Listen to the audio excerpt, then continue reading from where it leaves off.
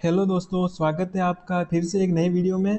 तो आज हम जो VMOU कोटा यूनिवर्सिटी है, तो उसका जो BA second VMOU Kota university है, उसका जो एक पार्ट तो हमने हिंदी भाषा कौशल का पढ़ लिया था। तो ये पार्ट 2 है, जिसमें हम गद्य खंड को पढ़ेंगे। उसमें पद्य खंड को पढ़ा था, इसमें गद्य खंड के महत्वपूर्ण प्रश्नों को पढ़ेंगे। तो चलो क्लास को शुरू करते हैं। Second semester BA second semester का हिंदी भाषा कौशल का जो महत्वपूर्ण प्रश्न है उसको देखेंगे। इससे पहले मैंने पार्ट 1 को पढ़ा दिया है, तो आपने नहीं देखा हो तो इसी चैनल पर उपलब्ध है। तो इसकी प्लेलिस्ट उपलब्ध है, आपको देख सकते हो जाकर। और आपने अभी तक चैनल को सब्सक्राइब नहीं किया है तो प्लीज़ चैनल को सब्सक्राइब कर ले। तो चलो शुरू करते हैं अपने पहले प्रश्न से। तो पहला प्रश्न है आकाशदीप। जो आकाशदीप के सभी महत्वपूर्ण संभावित प्रश्न पढ़ेंगे जो आपके एग्जाम की दृष्टि से बहुत ही महत्वपूर्ण है। तो आपको चैनल को सब्सक्राइब कर लेना है। प्रश्न नंबर 1, आकाशदीप कहानी के लेखक कौन है?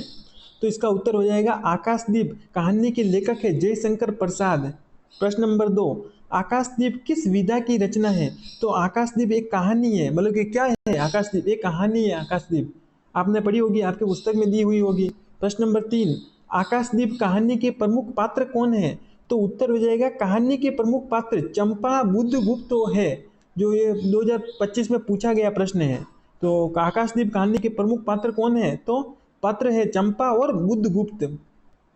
प्रश्न नंबर 4, आकाशदीप की नायिका कौन है? तो उत्तर हो जाएगा चंपा आकाशदीप की नायिका है। चंपा का नाम याद रखना, आकाशदीप की नायिका। नायिका यानी जो एक लड़की, तो नायक यानी व्यक्ति यानी लड़का होता है, और नायिका यानी लड़की। 5 नंबर प्रश्न, आकाशदीप के नायक का नाम क्या है? तो कहानी के प्रमुख पुरुष का पात्र का नाम बुद्धगुप्त है। तो आपको दोनों का नाम याद रखना है, आकाश में चंपा और बुद्धगुप्त का नाम आपको अच्छे तरीके से याद रखना है। अभी तक आपने चैनल को सब्सक्राइब नहीं किया हो तो प्लीज़ चैनल को सब्सक्राइब जरूर कर ले। 2000 लोग देख लेते हैं लेकिन चैनल को सब्सक्राइब नहीं करते। प्रश्न नंबर 6, आकाशदीप शीर्षक का क्या अर्थ है? तो उत्तर जो हो जाएगा आकाशदीप आशा, मार्गदर्शन और प्रकाश का प्रतीक है। 7 नंबर प्रश्न, आकाशदीप कहानी का प्रमुख भाव क्या है? तो उत्तर है कहानी में प्रेम, त्याग, कर्तव्य, साहस और मानवीय संवेदना प्रमुख है। 8 नंबर प्रश्न, चंपा के चरित्र की एक प्रमुख विशेषता बताइए। जो चंपा थी नायिका वहाँ की, जो इस कहानी की, तो उसका प्रमुख विशेषता क्या है? तो चंपा साहसी यानी धैर्यवान, मतलब कि साहसी व्यक्ति थी और आत्मसम्मानी स्त्री थी। वह आत्मसम्मान के लिए लड़ती थी। प्रश्न नंबर 9, बुद्धगुप्त के चरित्र की प्रमुख विशेषता क्या है? तो उत्तर हो जाएगा बुद्धगुप्त के चरित्र में साहस, प्रेम और संघर्षशीलता दिखाई देती है। प्रश्न नंबर 10, आकाशदीप कहानी का मुख्य संदेश क्या है? तो उत्तर हो जाएगा कहानी प्रेम के साथ कर्तव्य, त्याग और मानवीय आदर्शों को महत्व देने का संदेश देती है। जो ये आकाशदीप कहानी है, इसमें प्रेम के बारे में, कर्तव्य, त्याग और मानवीय आदर्शों का महत्व दिया गया है, इसके बारे में संदेश दिया गया है। अब बड़े प्रश्न देखते हैं, जैसे कि 11 नंबर, आकाशदीप कहानी का संक्षिप्त कथा सार लिखिए। तो कथा सार है उत्तर आकाशदीप जयशंकर प्रसाद की महत्वपूर्ण कहानी है। आपको याद रखना है कि ये किसकी कहानी है? जयशंकर प्रसाद जी की। 2 नंबर में प्रश्न पूछा जा सकता है कि जयशंकर प्रसाद की किसी एक कहानी का नाम लिखे, तो आपको आकाशदीप लिखना है। प्रश्न ऐसा भी आ सकता है कि आकाशदीप कहानी के लेखक कौन है? तो जयशंकर प्रसाद जी, आपको याद रखना है। कहानी में प्रेम, संघर्ष, त्याग और कर्तव्य की भावनाओं का प्रमुखता दी गई है। जो प्रेम है, संघर्ष है, त्याग है, कर्तव्यों का पालन किस प्रकार करना चाहिए, इन भावनाओं की प्रमुखता दी गई है। कहानी के प्रमुख पात्र चंपा और बुद्धगुप्त है। जो चंपा और बुद्धगुप्त इसके पात्र हैं, आपको दोनों का नाम याद रखना है।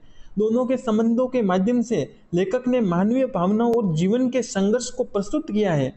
कहानी में प्रेम की भावना के साथ साथ कर्तव्य और आदर्श का संघर्ष भी दिखाई देता है। चंपा का चरित्र विशेष रूप से साहस, संवेदना और आत्मसम्मान से युक्त है। कहानी का शीर्षक आकाशदीप प्रतीकात्मक है।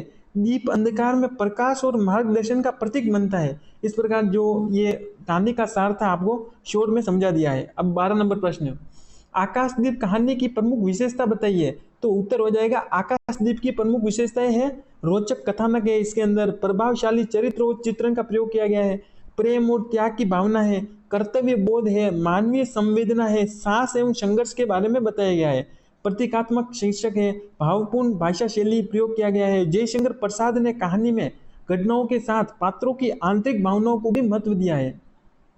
13 नंबर प्रश्न, चंपा के चरित्र की प्रमुख विशेषता बताइए। तो जो चंपा की कहानी है तो इसकी चंपा की विशेषता क्या है? नायिका है जो। तो चंपा कहानी की प्रमुख नायिका है, उसके चरित्र में अनेक प्रभावशाली गुण दिखाई देते हैं। कौन कौन से? वह साहसी है, यानी एक साहसी नारी है वह।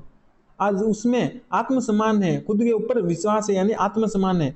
वह संवेदनशील है, उसके भीतर प्रेम की भावना है। वह त्यागशील है, यानी कुछ भी चीज त्यागने को तैयार हो जाती है। उसमें कर्तव्य बोध है। वह कठिन परिस्थितियों में भी दृढ़ता दिखाती है, यानी कठिन परिस्थितियों में भी खड़ी रहती है। इस प्रकार चंपा का चरित्र प्रेम, त्याग के साथ साहस और आत्मसम्मान का सुंदर उदाहरण है। अब 14 नंबर प्रश्न देखते हैं। बुद्धगुप्त के चरित्र की प्रमुख विशेषताएं बताइए। तो बुद्धगुप्त की चरित्र की विशेषताएं कौन सी? जैसे कि हमने ऊपर पढ़ी है कि जो चंपा थी उसकी पढ़ी, तो अब बुद्धगुप्त कहानी का प्रमुख पुरुष पात्र है। वह थी महिला पात्र और यह पुरुष पात्र। उसके चरित्र में साहस, इसके चरित्र में भी वही एक गुण है जो चंपा के थे। साहस, प्रेम, संघर्ष, भावनात्मकता दिखाई देती है। वह परिस्थितियों का सामना करने वाला व्यक्ति है। चंपा के प्रति उसके मन में गहरी भावनाएं हैं। उसके चरित्र में प्रेम और व्यक्तिगत इच्छाओं के साथ संघर्ष की स्थिति दिखाई देती है। तो इस प्रकार बुद्धगुप्त कहानी की घटनाक्रम को आगे बढ़ाने वाला महत्वपूर्ण पात्र है। प्रश्न नंबर 15, आकाशदीप शीर्षक की सार्थकता स्पष्ट कीजिए। तो उत्तर है, आकाशदीप कहानी का शीर्षक अत्यंत सार्थक और प्रतीकात्मक है। दीप सामान्य प्रकाश, आशा और मार्गदर्शन का प्रतीक होता है। जो आकाशदीप है, दीप यानी जो हम दिया जलाते हैं, घर पर भी दिया जलाते हैं तो उसका प्रकाश आता है। तो जो दीप का जो सामान्य अर्थ माना है, प्रकाश, आशा और मार्गदर्शन का प्रतीक है। तो कहानी में आकाशदीप अंधकार के बीच प्रकाश का संकेत देता है। यह मनुष्य को कठिन परिस्थितियों में भी आशा और दिशा प्रदान करने की भावना से जुड़ा है। तो इस प्रकार शीर्षक कहानी की भाव और उद्देश्य से जोड़कर उसे सार्थक बनाता है। 16 नंबर प्रश्न पढ़ते हैं। आकाशदीप कहानी की नायिका चंपा की चारित्रिक विशेषताएं क्या थी? तो हमने ऊपर भी पढ़ा है, जैसे हम और डिटेल से पढ़ लेते हैं क्योंकि इसके बारे में 90% प्रश्न बनता है। तो चंपा आकाशदीप की प्रमुख नायिका थी। जयशंकर प्रसाद ने उसके चरित्र में प्रेम, साहस, त्याग, आत्मसम्मान और संवेदनशीलता का सुंदर समन्वय किया है। साहसी, चंपा कठिन परिस्थितियों में भी घबराती नहीं है, उनका सामना करने का साहस रखती है। तो जो कठिन परिस्थितियों में घबराती नहीं है यानी साहसी व्यक्ति है वह। आत्मसम्मानी, उसके चरित्र में आत्मसम्मान की भावना प्रबल है। उसके चरित्र में आत्मसम्मान यानी खुद से लड़ने की भावना प्रबल है। वह अपने सम्मान और अस्तित्व को महत्व देती है। संवेदनशीलता 3 नंबर, चंपा भावनात्मक रूप से संवेदनशील है। उसके व्यवहार में मानवीय करुणा और आत्मीयता दिखाई देती है। प्रश्न नंबर 4, प्रेमपूर्ण, उसके चरित्र में प्रेम की गहरी भावना है। वह प्रेम को गंभीरता और आत्मीयता के साथ स्वीकार करती है। त्याग 5 नंबर, त्यागशील, व्यक्तिगत सुख की अपेक्षा वह बड़े आदर्शों और कर्तव्यों का महत्व देती है। 6 नंबर, कर्तव्य निष्ठा, वह परिस्थितियों के अनुसार अपने कर्तव्य को समझती है और उससे पीछे नहीं हटती है। दृढ़ चरित्र किस प्रकार का है? तो कठिन परिस्थितियों में भी उसका व्यक्तित्व कमजोर नहीं पड़ता है, इस प्रकार उसकी विशेषता है चंपा की। अब पढ़ेंगे आकाशदीप का 17 नंबर प्रश्न। अभी तक भी आपने चैनल को सब्सक्राइब नहीं किया तो प्लीज चैनल को सब्सक्राइब कर लो। 17 नंबर, आकाशदीप कहानी के प्रमुख पात्रों का चरित्र चित्रण कीजिए। तो उत्तर है, आकाशदीप में चंपा और बुद्धगुप्त प्रमुख पात्र है। दोनों पात्र कहानी के कथानक और भावनात्मक विकास में महत्वपूर्ण भूमिका निभाते हैं। यानी दोनों का नाम आपको याद रखना है आकाशदीप कहानी में। चंपा कहानी की प्रमुख नायिका है और उसमें साहस, आत्मसम्मान, संवेदनशीलता, प्रेम, त्याग और कर्तव्य बोध जैसे गुण दिखाई देते हैं। हमने ऊपर भी पढ़ा है। बुद्धगुप्त प्रमुख पुरुष पात्र है, वह नायिका है और यह पुरुष। उसके चरित्र में साहस, संघर्षशीलता और प्रेम की भावना दिखाई देती है। चंपा के साथ उसके संबंध कहानी को भावनात्मक आधार प्रदान करता है। इस प्रकार दोनों पात्रों के माध्यम से लेखक ने प्रेम, संघर्ष, त्याग और मानवीय भावनाओं को प्रभावशाली रूप में प्रस्तुत किया है। अब 18 नंबर प्रश्न पढ़ते हैं। आकाशदीप कहानी के उद्देश्य संदेश पर प्रकाश डालिए। तो उत्तर हो जाएगा, आकाशदीप केवल प्रेम कथा नहीं है बल्कि उसमें मानवीय जीवन के अनेक महत्वपूर्ण पक्ष दिखाई देते हैं। कहानी में प्रेम और कर्तव्य के बीच उत्पन्न परिस्थितियों को प्रस्तुत किया गया। जो आकाशदीप कहानी है उसमें केवल प्रेम के बारे में नहीं बताया गया, लेकिन बल्कि उसमें जो परिस्थितियां यानी संकट का सामना करना पड़ा प्रेम में, तो किस प्रकार करना पड़ा उसके बारे में भी आकाशदीप में बताया गया है। तो पात्रों के माध्यम से त्याग, साहस, आत्मसम्मान, किस प्रकार इस कहानी में साहस दिखाया गया, अपना आत्मसम्मान के बारे में रक्षा की गई, जैसे जीवन मूल्यों का महत्व दिया गया है। तो कहानी का आकाशदीप प्रतीक रूप में अंधकार में प्रकाश, आशा और मार्गदर्शन का संकेत देता है। लेखक यह बताता है कि मनुष्य के जीवन में केवल व्यक्तिगत इच्छाएं ही महत्वपूर्ण नहीं है, यानी मनुष्य की जो इच्छाएं होती है वह व्यक्तिगत नहीं होनी चाहिए, बल्कि कर्तव्य, त्याग और मानवीय आदर्श भी महत्वपूर्ण है। तो इस प्रकार आपकी आकाशदीप कहानी के जितने भी प्रश्न बनने वाले की जो संभावना थी, मैंने पूरे प्रश्न करवा दिए। अभी तक भी आपने चैनल को सब्सक्राइब नहीं किया तो प्लीज कर दो यार। प्रश्न नंबर, अब सच्ची वीरता जो नई कहानी है पूर्ण सिंह द्वारा लिखित है। सच्ची वीरता, तो आपको याद रखना है सच्ची वीरता किसने लिखी, पूर्ण सिंह ने। तो एक नंबर प्रश्न, सच्ची वीरता निबंध के लेखक कौन है? तो उत्तर हो जाएगा सच्ची वीरता निबंध के लेखक है अध्यापक पूर्ण सिंह। नाम याद रखना है आपको, अध्यापक पूर्ण सिंह। दो नंबर, सच्ची वीरता किसे कहते हैं? तो उत्तर हो जाएगा सच्ची वीरता केवल शारीरिक बल दिखाने में नहीं, यानी शरीर से बलवान होने से कोई वीरता नहीं होती, बल्कि साहस होना चाहिए किसी व्यक्ति के अंदर, आत्मसंयम, धैर्य, त्याग और कर्तव्य पालन में है। जैसे कि किसी मनुष्य का शरीर बलपूर्वक है, शरीर बलशाली है, उससे कोई काम का नहीं, उसमें वीरता होनी चाहिए, धैर्य होना चाहिए और त्याग होना चाहिए, तभी वह शरीर काम का है। सच्चा वीर किसे कहा जाता है, कहा जा सकता है? उत्तर हो जाएगा जो व्यक्ति कठिन परिस्थितियों में धैर्य, साहस के साथ सत्य तथा कर्तव्य के मार्ग पर दृढ़ रहता है, वही सच्चा वीर है। 4 नंबर, क्या केवल शारीरिक शक्ति वीरता है? तो उत्तर होगा नहीं, केवल शारीरिक शक्ति वीरता नहीं है। वास्तविक वीरता में मानसिक, नैतिक और आत्मिक साहस भी आवश्यक है। अब 6 नंबर प्रश्न, सच्चे वीरों की विभिन्न विशेषताओं का वर्णन कीजिए। तो उत्तर हो जाएगा सच्चे वीर वह है जो विपरीत परिस्थितियों में भी अपने साहस, धैर्य को बनाए रखता है, जो कठिन परिस्थिति भी आ जाए फिर भी अपने धैर्य के साथ उस परिस्थितियों के साथ खड़ा रहता है। उसकी वीरता केवल बाहरी शक्ति में नहीं है, बल्कि उसके चरित्र और आचरण में दिखाई देती है। तो सच्चे वीर की प्रमुख विशेषता क्या है? तो साहसी किस प्रकार है? वह कठिनाइयों से नहीं डरता है।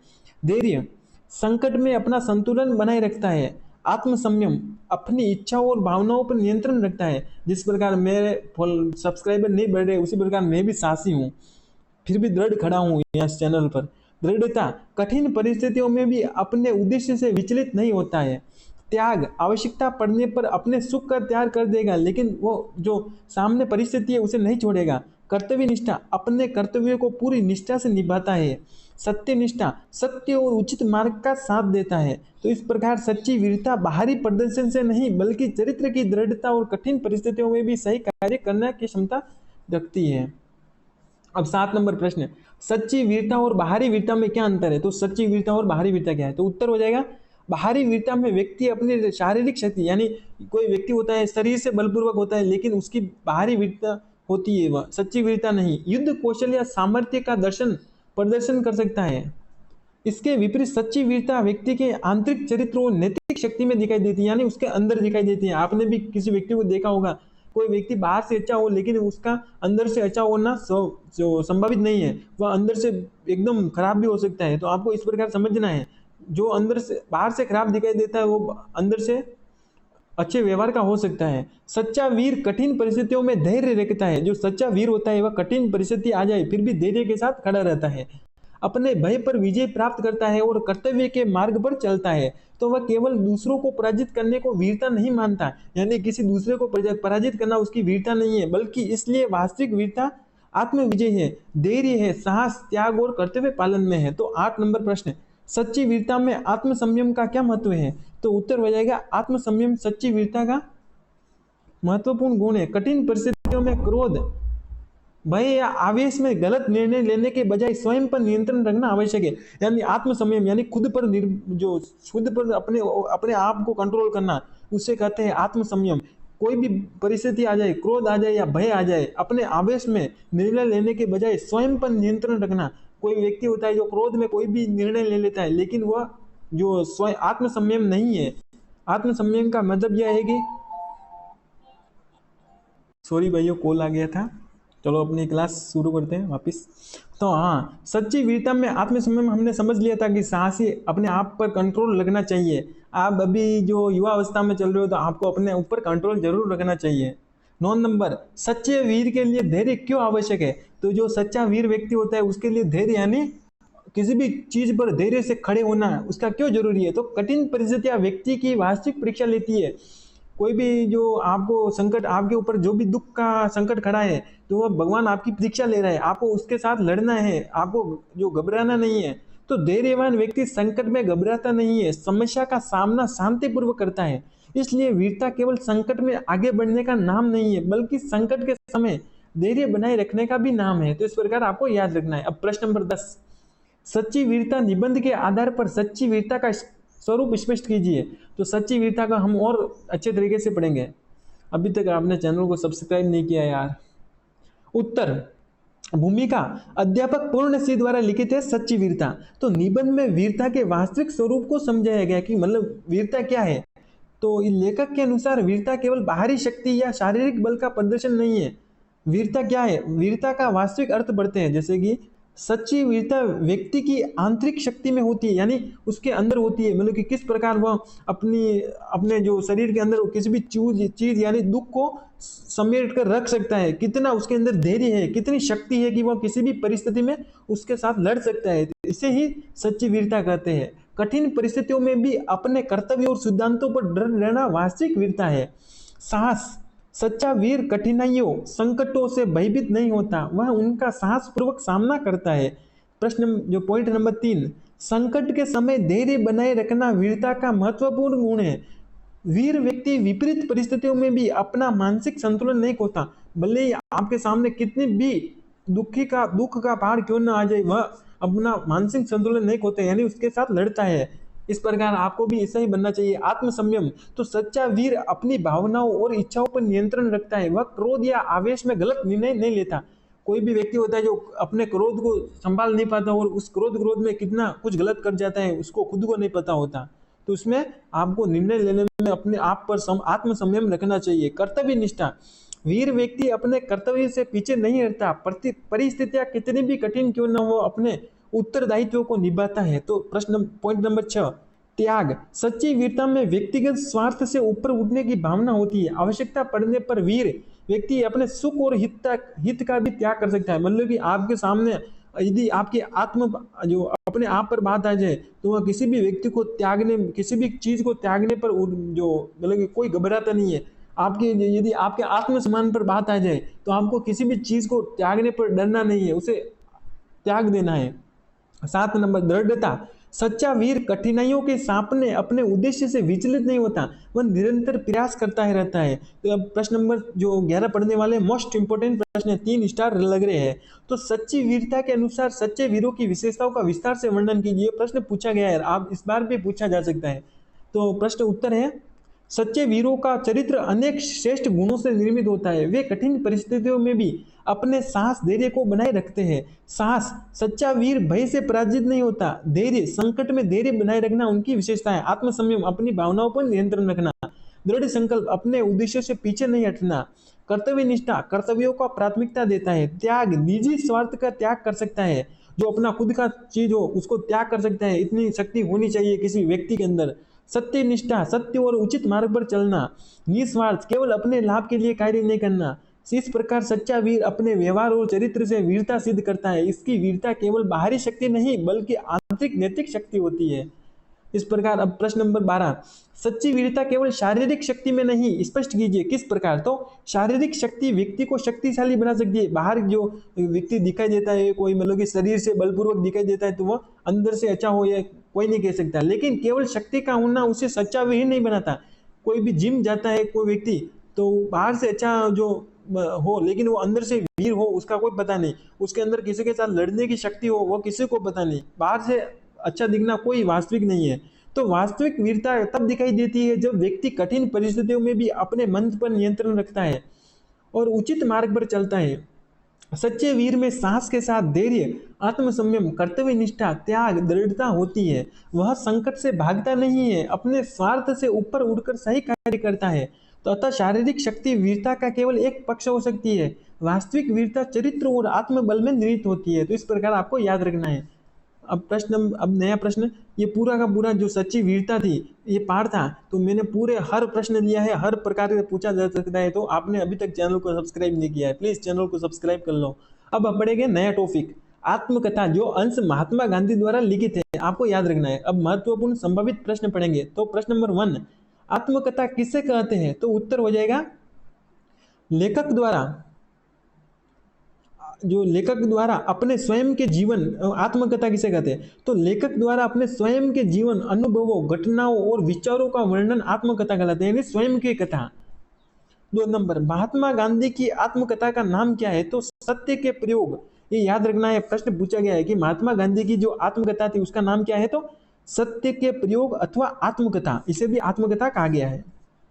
3 नंबर, आत्मकथा किस पुरुष में लिखी जाती है, तो सामान्यतः आत्मकथा प्रथम पुरुष यानी मैं में लिखी जाती है, यानी अपने स्वयं के बारे में लिखी जाती है। तो उत्तम पुरुष, उत्तम यानी जो प्रथम पुरुष होता है, तो प्रथम में मैं ही आऊंगा ना, तो अपने आप को प्रथम मानना है, तो मैं मेरे ऊपर लिखूंगा, तो आत्मकथा प्रथम पुरुष में लिखी जाती है। प्रश्न नंबर 4, गांधी जी की आत्मकथा का प्रमुख आधार क्या है, तो गांधी जी की आत्मकथा का प्रमुख आधार है सत्य के प्रयोग, आपको याद रखना है, उनके जीवन के अनुभव है। प्रश्न नंबर 6, गांधी जी की आत्मकथा की प्रमुख विशेषता बताइए, तो उत्तर हो जाएगा गांधी जी की आत्मकथा उनके जीवन के अनुभवों और प्रयोगों पर आधारित है। इसकी प्रमुख विशेषताएं है, जैसे कि पढ़ते हैं विशेषताएं। सत्य निष्ठा, गांधी जी अपने जीवन की घटनाओं को ईमानदारी से प्रस्तुत करते हैं। आत्म परीक्षण, वे अपने कार्यों और गलतियों का स्वयं मूल्यांकन करते हैं, किस प्रकार मैंने गलती की है, कहाँ की है, तो अपना मूल्यांकन करते हैं। सरल भाषा, उनकी अभिव्यक्ति सहज और स्पष्ट है। नैतिक दृष्टिकोण, जीवन की घटनाओं को नैतिक मूल्यों से जोड़कर देखते हैं। अनुभव प्रधानता, तो उनके व्यक्तिगत अनुभव आत्मकथा का आधार है। आत्मस्वीकृति, वे अपनी कमियों और गलतियों को स्वीकार करने में नहीं हिचकते। प्रेरणात्मक, उनके जीवन प्रयोग पाठक को सत्य और आत्म संयम की प्रेरणा देता है। दूसरे प्रकार गांधी जी के आत्मकथा का वर्णन है। प्रश्न नंबर 7, गांधी जी के व्यक्तित्व में सत्य का क्या महत्व है, तो सत्य क्यों बोलना चाहिए, किस प्रकार सत्य का महत्व है, तो गांधी जी के जीवन में सत्य का अत्यंत महत्वपूर्ण स्थान है। वे सत्य को केवल बोलने तक सीमित नहीं मानते थे, बल्कि उसे जीवन में व्यवहार करने का सिद्धांत मानते थे। वे अपनी गलतियों को स्वीकार करते और उनसे सीखने का प्रयास करते थे। उनके लिए सत्य जीवन को सही दिशा देने वाला शक्ति था।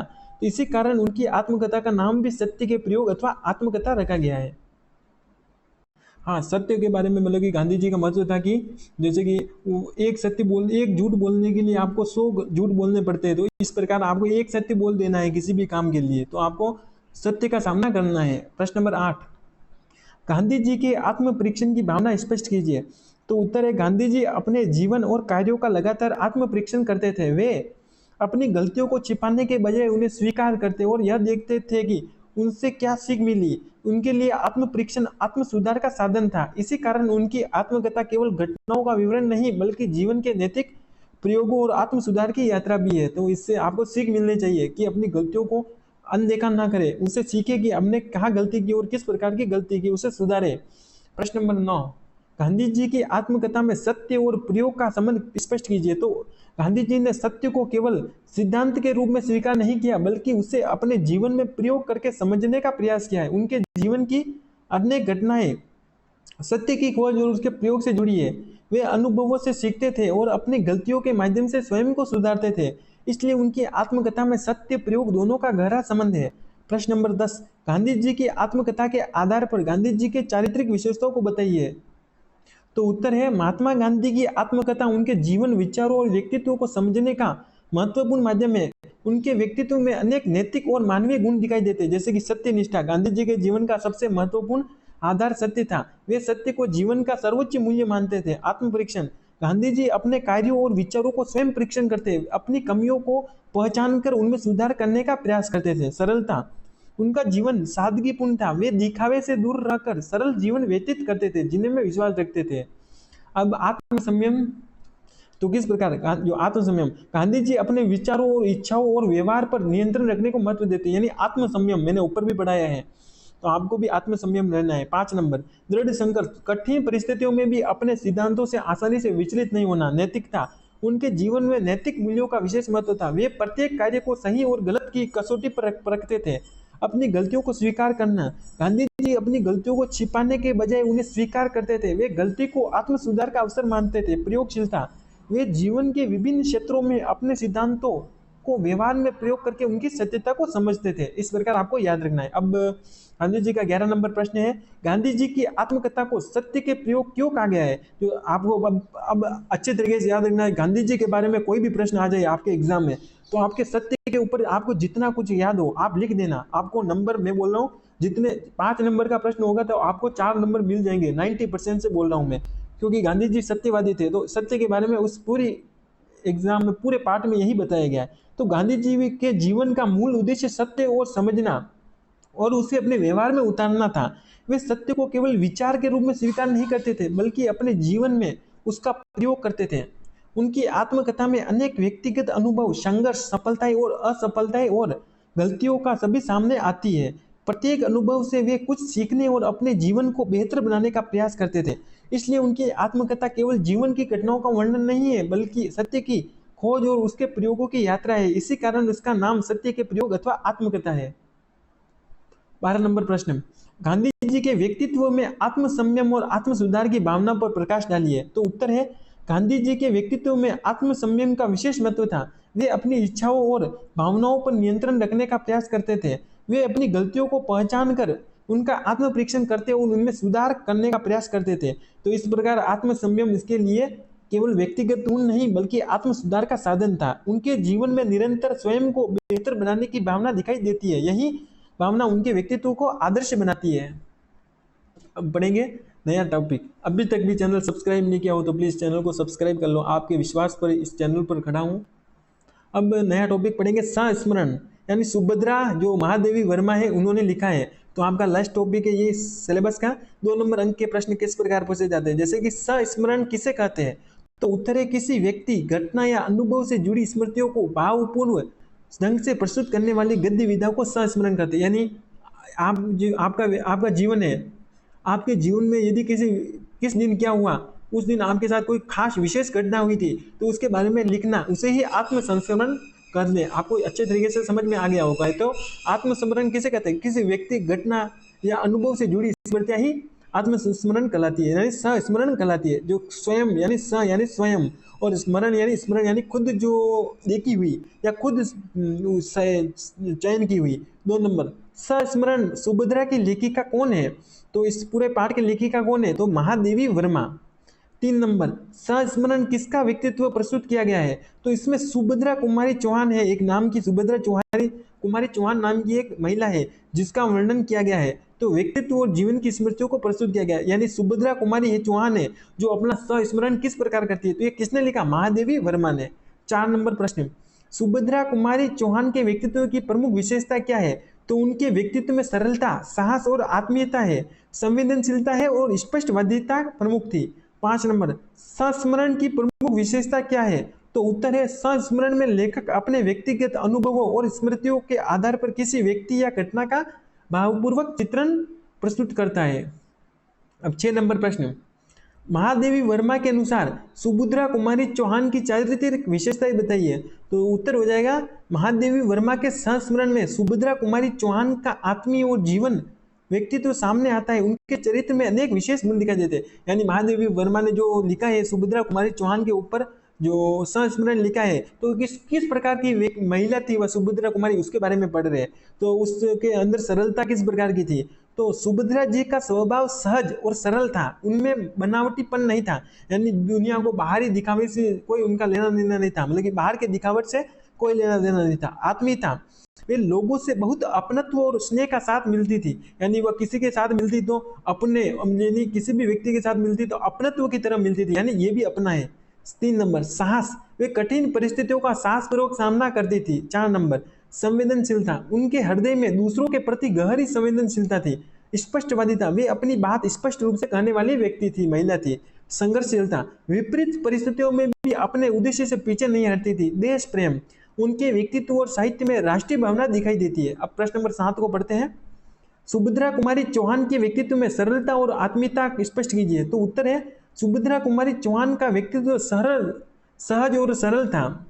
वे किसी प्रकार के दिखावे या बनावटीपन से दूर थी, यानी बाहर के दिखावे से वह दूर थी। उनका व्यवहार आत्मीय था, वे लोगों से स्नेहपूर्वक मिलती थी और अपने व्यवहार से सामने वाले को अपनापन महसूस कराती थी। तो उनके अंदर इतनी शक्ति थी, यानी वो महिला ऐसी थी जो किसी के भी साथ मिलती तो वो अपनत्व के साथ मिलती थी, यानी कोई दूसरा नहीं है, वह भी अपना व्यक्ति है, उसके साथ उस मान भाव से साथ मिलती थी। उनके व्यक्तित्व की यही सहजता उन्हें दूसरों के निकट ले आती थी। अब 8 नंबर प्रश्न को पढ़ेंगे, सुभद्रा कुमारी चौहान के व्यक्तित्व में साहस और संघर्षशीलता पर प्रकाश डालिए। तो उत्तर है, सुभद्रा जी कठिन परिस्थितियों से घबराने वाली नहीं थी, उनमें साहस और दृढ़ता थी। वे जीवन की कठिनाइयों का सामना करते हुए अपने कर्तव्य और विचारों पर कायम रहती थी। उनकी संघर्षशीलता उनके व्यक्तित्व को प्रभावशाली बनाती थी। वे परिस्थितियों के सामने हार मानने के बजाय उनका सामना करने में विश्वास रखती थी। तो इस प्रकार आपको भी सुभद्रा कुमारी चौहान जैसा बनना है दीदियों। 9 नंबर प्रश्न, संस्मरण सुभद्रा में महादेवी वर्मा ने सुभद्रा के व्यक्तित्व को किस प्रकार प्रस्तुत किया है?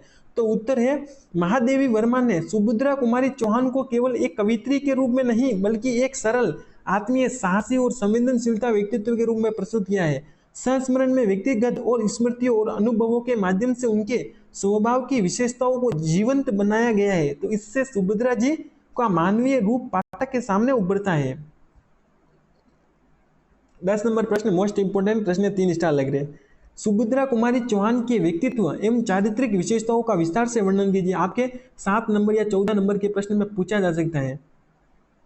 तो उत्तर है, महादेवी वर्मा के संस्मरण में सुभद्रा कुमारी चौहान का आत्मीय, सहज और प्रभावशाली व्यक्तित्व सामने आता है। उनके व्यक्तित्व में अनेक मानवीय और नैतिक गुण दिखाई देते हैं। सरलता, तो सुभद्रा जी का स्वभाव सरल और सहज था। वे बनावटीपन तथा दिखावे से दूर थी। तो आपके एग्जाम में प्रश्न पूछा जाएगा सुभद्रा कुमारी चौहान की विषय जो चारित्रिक विशेषता है उसके बारे में लिखिए। तो वह जो सरलता थी, उसके अंदर सहज थी। अब आत्मीयता किस प्रकार थी? तो उनमें दूसरों के प्रति, तो कोई भी मिलता है उसको तो अपना मानकर उनसे मिलती थी। तो उनमें दूसरों के प्रति अपनत्व और स्नेह की भावना थी। उनका व्यवहार लोगों को अपनेपन का अनुभव कराता था। आपके एग्जाम में सुभद्रा कुमारी यानी महादेवी वर्मा के बारे में कोई भी प्रश्न आ जाए, आपको उसके बारे में आपको जो आता हो इस पाठ से वो लिख देना है, आपको नंबर मिल जाएंगे। 3 नंबर, साहस, वे कठिन परिस्थितियों का सामना साहस पूर्वक करती थी। विपरीत परिस्थितियों में उनके मनोबल को कमजोर नहीं करती थी। 4 नंबर, संवेदनशीलता, उनका हृदय संवेदनशील था। वे दूसरों के सुख दुख को समझती थी और उनके प्रति सहानुभूति रखती थी। 5 नंबर, स्पष्टवादिता, वे अपनी बात को स्पष्ट रूप से कहने में विश्वास रखती थी। उनके व्यवहार में कृत्रिमता नहीं थी। संघर्षशीलता, सुभद्रा जी कठिनाइयों से संघर्ष करने वाली महिला थी। वे परिस्थितियों के सामने आसानी से झुकती नहीं थी। देश प्रेम किस प्रकार का था? उनके व्यक्तित्व में राष्ट्रीय चेतना और देश के प्रति प्रेम की भावना दिखाई देती है। अब 11 नंबर प्रश्न को पढ़ते हैं। इसके बाद में आपके 2 प्रश्न बचे हैं, बस एक प्रश्न बचा है, ये हो जाएगा।